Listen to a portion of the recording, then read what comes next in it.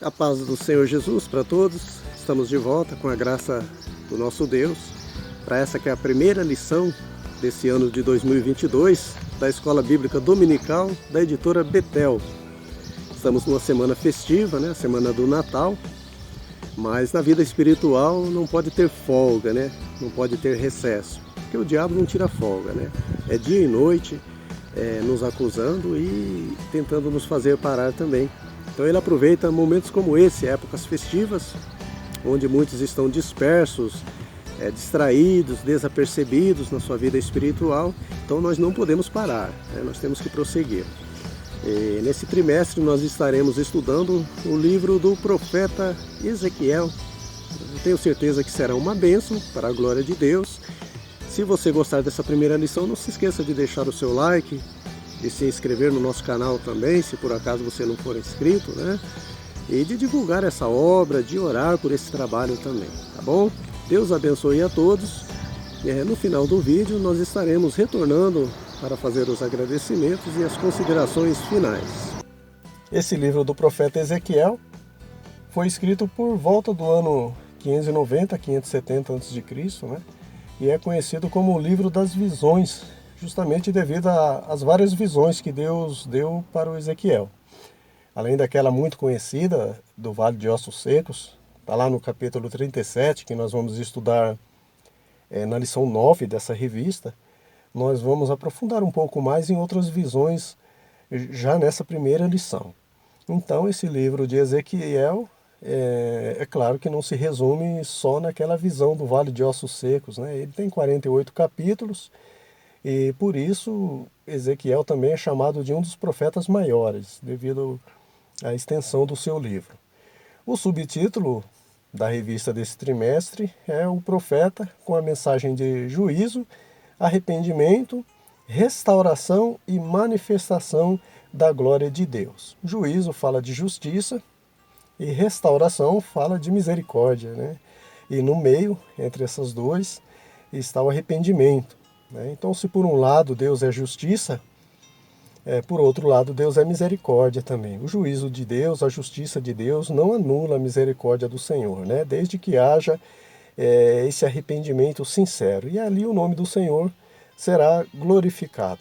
E aqui nessa lição a gente vai ver que Deus traria juízo sobre o povo por causa da sua desobediência, mas ele manifestaria também a sua glória através da sua misericórdia quando o povo se arrependesse e Deus assim o livrasse ali do cativeiro.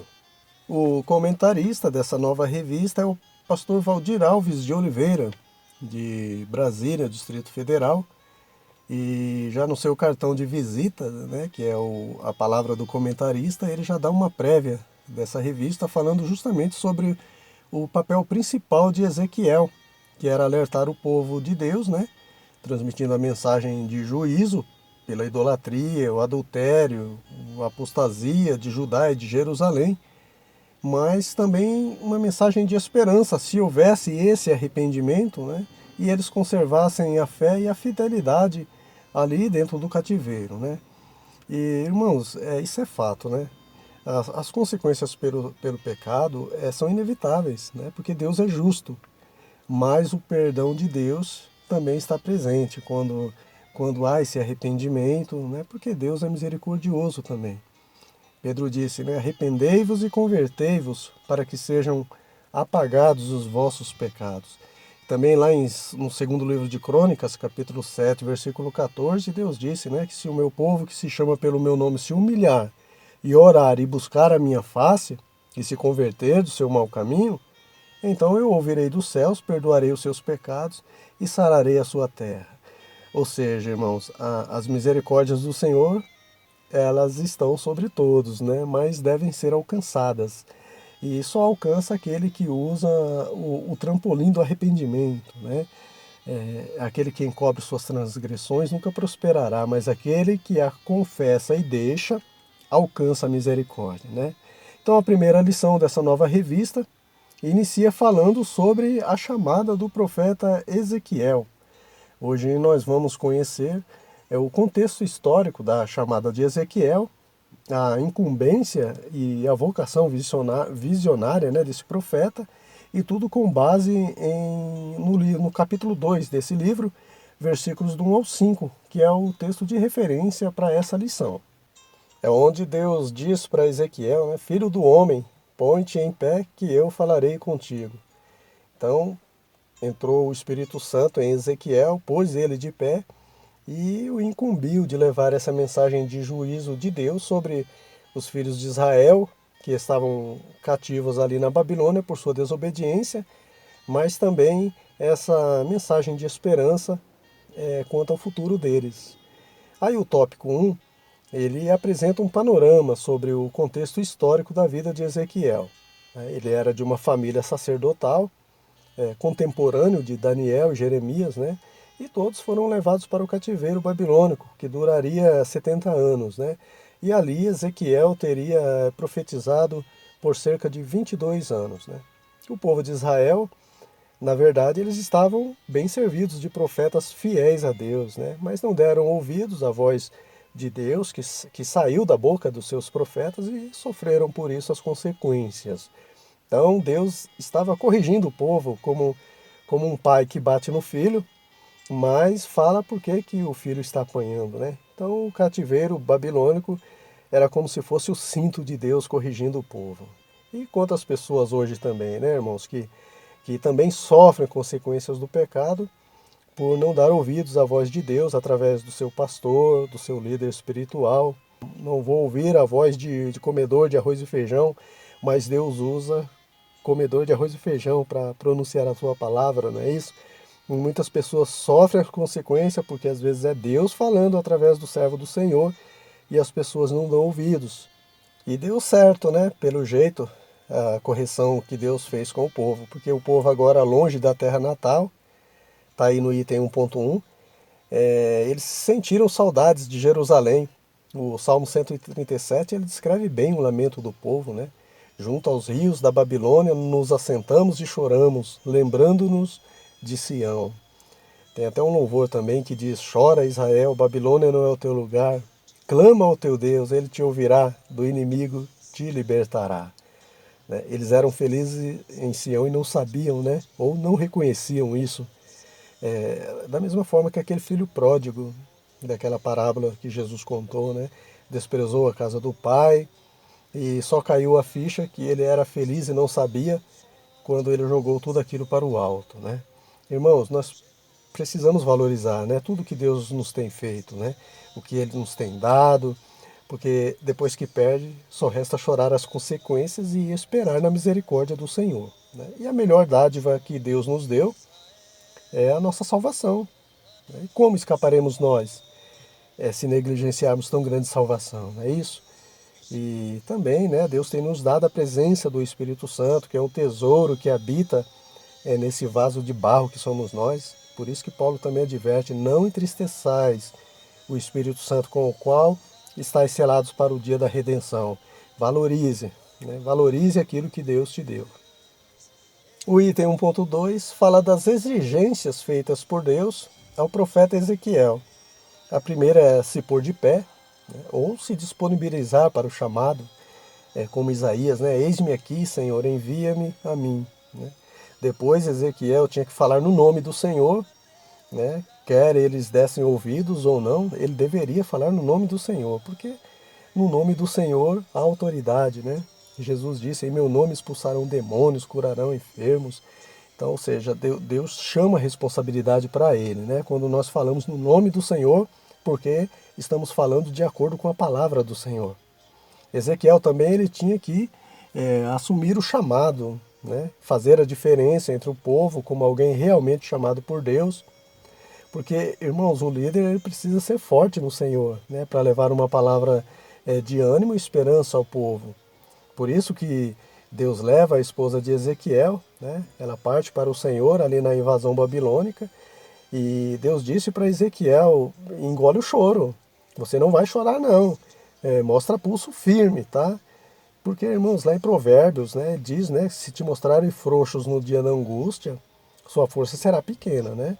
Ezequiel também ele deveria se alimentar da palavra de Deus, simbolicamente comer o rolo do livro, né, para depois oferecer ao povo. Como que eu posso oferecer algo que eu não tenho? O princípio é sempre esse, irmãos, viver aquilo que prega. Deus disse para o povo de Israel lá no início, né, no livro de Deuteronômio: põe a palavra no teu coração, na tua alma, só então aí você vai ensinar a teus filhos. Ezequiel também ele não poderia temer as ameaças dos que resistissem à repreensão, né? Irmãos, se você tem convicção que vem de Deus a palavra, fale no nome de Jesus, independente se vai agradar ou desagradar A ou B, né? Claro que nem todos receberão, mas nós não estamos aqui para agradar os homens, e sim para pregar ou apregoar a vontade de Deus, né? E tudo isso aqui, irmãos, que Deus exigia de Ezequiel, parece impossível, né? Se fosse eu e você, por exemplo, se fosse nós, será que estaríamos dispostos a toda essa exigência para ser um profeta de Deus? Muitas vezes a gente quer ser profeta, quer ser usado por Deus, mas tem tudo isso, irmãos, para ser cumprido, né? E tem consequências também, mas com certeza também teremos a nossa recompensa, né? Então fica essa pergunta para nós. É uma pergunta retórica, né? A gente não precisa responder, mas somente refletir. Se eu estivesse no lugar de Ezequiel, será que eu estaria disposto a atender essas exigências de Deus para ser um vaso, para ser um profeta na mão do Senhor? Agora, o fato é, meus irmãos, é que se Deus chamou, Ele capacita, né? Se Deus tem um chamado na minha vida, na tua vida também, as dificuldades surgirão, né, para tentar nos fazer parar. Mas certo é que nós não estamos sozinhos, né? É só nós nos colocarmos de pé, nos dispormos, e Deus com certeza, irmãos, Ele nos fortalecerá com a sua graça para nós seguirmos em frente. Já o item 1.3 diz que Deus nunca se esquece dos seus fiéis. Então, devido ao pecado de idolatria, de apostasia, prostituição espiritual do povo, né? Deus ordenou e permitiu que Jerusalém fosse destruída. Mas ainda havia esperança, né? Deus havia prometido restaurar a terra santa, Jerusalém, por amor aos fiéis, né? Que sempre são a minoria, né? É sempre um remanescente. Por causa desses é que Deus age, irmãos. Como lá no caso de Ló, né? Deus estava disposto a poupar Sodoma e Gomorra por amor de 50 pessoas justas, né? Ou de 45, 40, 30, 20, 10 justos que houvessem ali, né? Como havia um só justo, que era o Ló, então Deus achou melhor tirar Ló de lá e destruir toda aquela cidade. E assim também será no arrebatamento da igreja. Deus só não destruiu, irmãos, esse mundo ainda com fogo, como diz 2 Pedro, capítulo 3, versículo 12, né, por causa do remanescente fiel que há nessa terra. E a tendência é esse número diminuir, né? Então a gente não deve se iludir. A palavra do Senhor diz que por se multiplicar a iniquidade, o amor de muitos se esfriará. Então a tendência é diminuir o número dos remanescentes fiéis ao Senhor. Até que Deus vai resolver tirar o remanescente fiel e destruir tudo, né? Quando os elementos ardendo se desfarão e a terra e as obras que nela há se queimarão, né? Então, Deus não se esquece de nós, né? Se nós permanecermos fiéis. Assim como Deus não se esqueceu dos fiéis que haviam ali na Babilônia também. O tópico 2 fala da incumbência ou da missão dada por Deus ao profeta Ezequiel. Ou seja, conscientizar o povo da razão do cativeiro, por que eles estavam apanhando de Deus, explicar por que se deu, né, a queda de Jerusalém e promover a volta do povo para casa. Então essa era a missão de Ezequiel. Irmãos, eu tenho dito isso aqui, né, que Deus não deve satisfação para ninguém, né? Ele é Deus, né, mas Ele é amor, né, e Ele é longânimo também e não fará coisa alguma sem antes revelar aos seus servos, os profetas, né, porque Deus nos ama, né, para que todos nós saibamos o motivo das consequências que muitas vezes nós sofremos e para que nós venhamos nos reconciliar com Ele, né? E aí sim, né? Deus ele nos trata como filhos quando nós aceitamos a repreensão do Senhor. Porque quando a pessoa não aceita a repreensão do Senhor, aí a Bíblia diz, né, que aí nós não somos filhos, mas somos bastardos, né? E o interessante é que o povo ele estava jogando a culpa do cativeiro, de estarem ali, né, nos pais, nos antepassados, né, dizendo que era algo hereditário. Aos pais comeram uvas verdes, né, ou uvas verdes, e os dentes dos filhos se embotaram, se enfraqueceram. E aí Deus diz, né, que não tem nada a ver. Tanto os pais quanto eles, os filhos, prevaricaram contra Deus, né? Irmãos, essa doutrina de maldição hereditária que pregam por aí, isso é antibíblico, né? A alma que pecar, essa morrerá.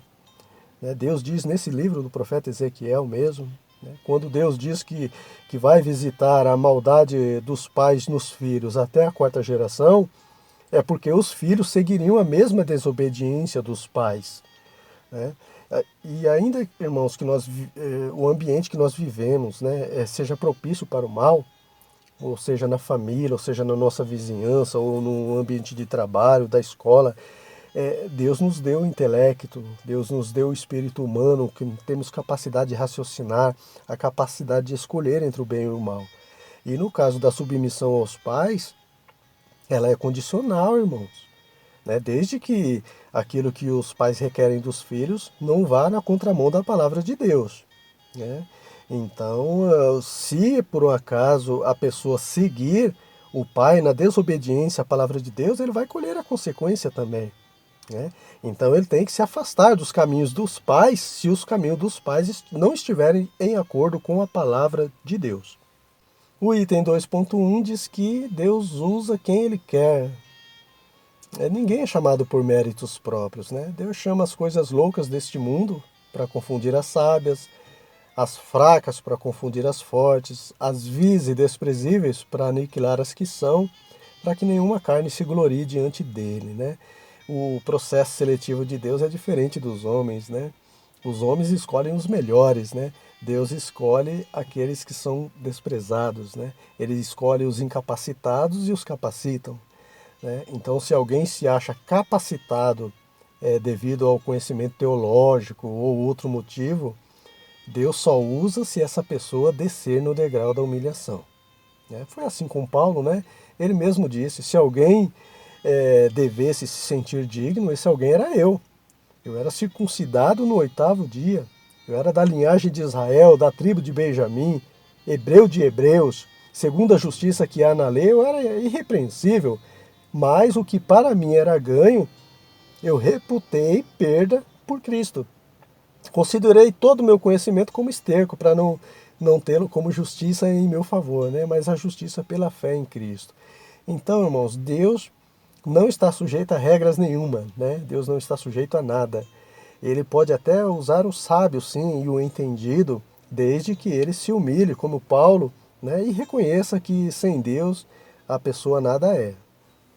E assim como Deus usa quem Ele quer, Ele usa onde quer também, como diz o item 2.2, né? Seja em Jerusalém, seja em meio aos cativos na Babilônia, seja no palácio diante do rei Nabucodonosor, como no caso de Daniel, né? Daniel profetizava ali para o rei. Então Deus se manifesta onde Ele quer, né? Porque Ele é Deus, né? Com o mesmo poder e autoridade em qualquer lugar.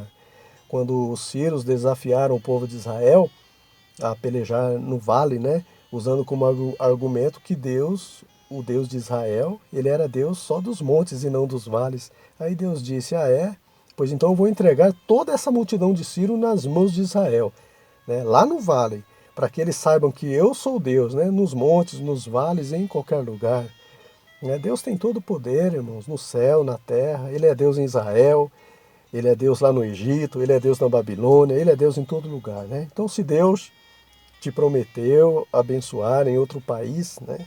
Ele vai abençoar, né? Ainda que tal país dificulte seu acesso ou queira colocar empecilhos, o mesmo Deus que colocou José como governador no Egito e Daniel como governador na Babilônia, irmãos, ele é o mesmo ontem, hoje, eternamente. Então ele vai te abençoar também onde quer que seja. Então é só crer nisso. E da mesma forma que Deus usa quem Ele quer, onde Ele quer, Ele também usa na hora que Ele quer, como diz o item 2.3, porque Deus é o Senhor do tempo também. Deus não revelou para Eliseu que o filho daquela sunamita tinha morrido, Apenas que a alma dela estava angustiada, né? Porque não era o tempo ainda. E Eliseu, ele teve que esperar, né? Até saber dessa informação. Assim como Abacuque também queria uma ação instantânea de Deus sobre os ímpios de Judá, mas ele não viu outra alternativa senão esperar o tempo de Deus também. Agora, irmãos, quando chega o tempo de Deus, que não é o nosso, aí, se for preciso, né, Deus para até o tempo, né, ou o sol, né, como fez ali com Josué, para abençoar, irmãos. Tá bom? Tem um ditado, irmãos, que diz que Deus tarda, mas não falha, né? Eu tenho dito aqui que esse ditado é mentiroso, irmãos, porque Deus ele nem tarda e nem falha. Deus age no tempo certo. Acontece que o tempo de Deus não é o nosso. Pedro disse que muitos dirão, né? Onde está a promessa da sua vinda? Porque desde que os pais morreram, tudo permanece do mesmo jeito até hoje, né? Mas um dia para o Senhor é como 1000 anos, e 1000 anos como um dia. O Senhor não retarda a sua promessa, ainda que alguns a tenham por tardia. Mas Deus é longânimo, Deus é paciente para convosco, não querendo que alguns se percam, antes que todos venham se arrepender. Marta e Maria, elas disseram para Jesus, né? Ah, Senhor, se o Senhor estivesse aqui, nosso irmão Lázaro não teria morrido. Em outras palavras, né? O Senhor chegou tarde. O Senhor está aqui, mas não tem mais jeito. Né? É isso que elas estavam querendo dizer, né? Só que Jesus disse, né? Eu vou ressuscitar Lázaro. E mesmo Jesus dizendo isso, eles continuaram limitando o Senhor, né? Limitando o Senhor no tempo. Ah, já faz 4 dias, Senhor. Lázaro já cheira mal. E aí Jesus disse, né? Se creres, verás a glória de Deus, né? E Jesus diz, Lázaro sai para fora. E Lázaro saiu para fora, né? Porque chegou o tempo, né? Chegou o tempo do milagre. Louvado seja Deus. Tem também a filha de Jairo também, né? Jairo também estava com a sua filha doente. Jesus para dar atenção para uma mulher que estava com a enfermidade de hemorragia. E de repente alguém chega dizendo, olha, não incomodes mais o mestre, porque a sua filha já morreu. Ou seja, não tem mais jeito, não dá mais tempo, né? Já é tarde demais. Só que Jesus disse para Jairo, né? Não temas, creia somente. E Jairo foi e recebeu um milagre que não, um milagre maior ainda, irmãos, que não era o milagre da cura, mas da ressurreição da sua filha que já tinha morrido. Então, meus irmãos, se a bênção que Deus te prometeu está demorando, né? Descansa o teu coração. Se ela ainda não chegou, tá? É porque não é o tempo ainda, né? Ela está sendo gerada, né? A bênção será maior ainda do que você está esperando. Mas espera no tempo de Deus, porque Deus está no controle do tempo também. Caminhando agora para o tópico 3, nós vamos entender por que Ezequiel era um profeta com vocação visionária, né? Como o próprio nome sugere, diz respeito às muitas visões que Deus lhe deu, né? E Deus, irmãos, ele, como diz aí no item, né, descortinava, ou seja, descobria, né, revelava o significado de todas essas visões, porque Deus não é Deus de confusão, né? Então ele mostra, ele dá a visão e ele explica também o significado. Então o Ezequiel, ele tinha esse dom, né, o dom da visão. O profeta Joel já havia profetizado, né, que Deus derramaria do Espírito Santo, os filhos profetizariam, os velhos teriam sonhos e os jovens teriam visões, né? E como Deus não está limitado no tempo, né, não cumpriu essa promessa só no dia de Pentecostes, lá em Atos capítulo 2, mas já começou desde os profetas do Antigo Testamento, né? Ezequiel capítulo 2, versículo 2, diz que o Espírito Santo entrou em Ezequiel, né, e deu esse dom a ele. Então, irmãos, muitos dizem que a ação do Espírito Santo no Antigo Testamento é diferente do Novo Testamento, né? Que no Antigo Testamento o Espírito Santo não agia dentro da pessoa, mas vinha sobre a pessoa. Nesse texto de Ezequiel está dizendo que o Espírito Santo entrou em Ezequiel. Então Deus deu a visão para ele ali, aquelas visões, aquele dom. Claro que o Pentecostes mesmo O derramamento do Espírito Santo foi em Atos capítulo 2, mas no Antigo Testamento o Espírito Santo já agia também dentro da pessoa, também no coração da pessoa, no pensamento da pessoa. O item 3.1 fala sobre a visão que Ezequiel teve do rolo de um livro. Isso está no capítulo 2, versículo 9, e vai até o capítulo 3, versículo 3, né? O rolo que o profeta viu era a palavra de Deus que Ezequiel tinha como missão entregar ao povo depois de comê-la. Naquela época, irmãos, a palavra de Deus era escrita em rolos, né? Foi assim com Jeremias também. E eram palavras de lamentações e tristezas, né? De juízo severo contra os idólatras, os adúlteros, né? Os apóstatas, né? E de misericórdia também para com os fiéis. O fato do profeta ter que comer o rolo, né, significava que ele tinha que ser o primeiro a se comprometer com aquilo que iria anunciar. Lá em Apocalipse capítulo 10 também, né, João tem a mesma visão, a visão de um livrinho vindo do céu, né, mandado por um anjo, né, e essa mesma visão é semelhante a essa que o Ezequiel teve, né, e João teve que comer também um livrinho, né. Nos lábios de João o livrinho era doce como mel, mas no ventre era amargo, né. Isso dizia respeito às bênçãos pela obediência dos servos do Senhor, e amargo significava o juízo também sobre os desobedientes. E nós também, né, irmãos, quando a gente está preparando a lição para EBD, para repassar para os irmãos, nós temos que comer aquilo que nós estamos aprendendo também, né? Não é só passar a servir para os irmãos e ficar nós mesmos sem nos alimentarmos. Primeiro nós temos que alimentar e depois servir. Ou seja, primeiro nós temos que estar dispostos a viver aquilo que nós vamos ensinar. Aí sim nós vamos servir aos nossos irmãos. Seria hipocrisia eu ensinar algo que nem eu mesmo estou disposto a viver. Paulo disse, tu que ensinas que não deves furtar e tu mesmo furtas, né? Tu ensinas que não deves adulterar e adulteras. Irmãos, isso é característica dos fariseus, né? Que obrigavam o povo a cumprir toda a lei e ainda o sobrepeso, né, das tradições, sendo que eles mesmos não faziam um mínimo de esforço para cumprir. Aí Jesus advertiu, né? Ai de vós, escribas e fariseus hipócritas, né? O ai de Jesus, né, fala de juízo sobre os que usam de hipocrisia. Percebe, irmãos, que não são só os fariseus ou os escribas, né? Jesus aqui não está repreendendo diretamente os fariseus e os escribas, mas a hipocrisia dos lábios deles, né? Então, a hipocrisia nos lábios de qualquer um, o Senhor diz também, né? Ai de vós. O item 3.2 fala de outra visão que Ezequiel teve, que foi a dos querubins. Na verdade, Ezequiel teve duas visões dos querubins. A primeira está no capítulo 1 e a segunda está lá no capítulo 10. E o interessante é que João também teve visões semelhantes a essas, né, que estão registradas lá no livro do Apocalipse, capítulo 4, versículos do 6 ao 9.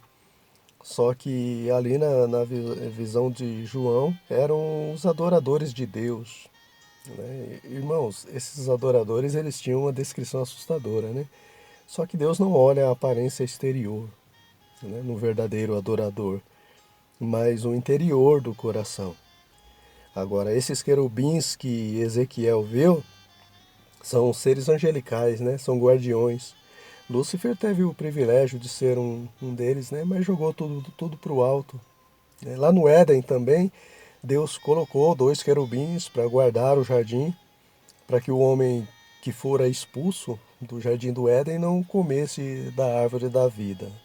Em Êxodo também, capítulo 25, versículo 17 ao 22, fala de dois querubins de ouro sobre a tampa da Arca da Aliança, como guardiões, né, devido à tábua da lei estar dentro da arca. Por isso que também o anjo do Senhor acampa-se ao redor daqueles que temem a Deus, né? Aqueles que guardam a palavra no coração. Então o anjo está acampado ao nosso redor, irmãos, não porque nós somos, mas pelo que nós temos. Quando nós guardamos a palavra do Senhor no nosso coração, nós temos Jesus no coração, porque o nome pelo qual ele se chama é a palavra de Deus, né?